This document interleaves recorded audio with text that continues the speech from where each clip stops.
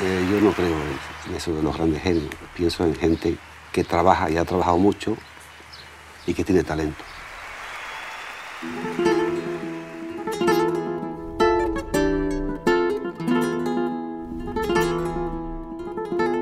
Yo nunca planifico, improviso.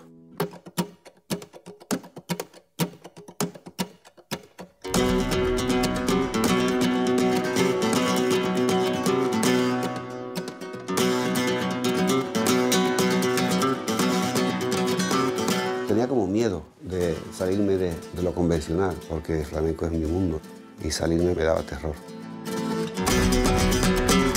Lo vi tan claro cuando me senté al lado de Paco y vi el camino que había por delante, que no te daba miedo hacerlo, porque estabas con la seguridad de que aquello que estábamos haciendo estaba bien hecho. Extendió los límites o las fronteras del flamenco, ¿no? En todos los sentidos, hasta en lo social, ¿no? You can't contain Paco inside flamenco music.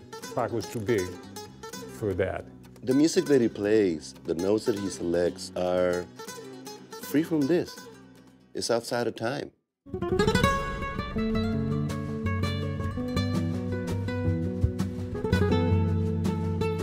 A mí lo que me estimula es de pronto llegar a un teatro y que aquello suene bien. Estando sin dormir, estando cansado, estando sin ganas, ese buen sonido te hace tocar.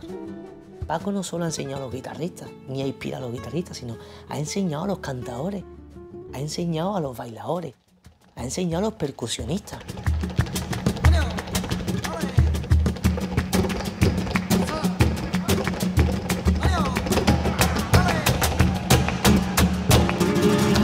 No me podía imaginar ni a soñar que me echara donde yo iba a llegar con la guitarra.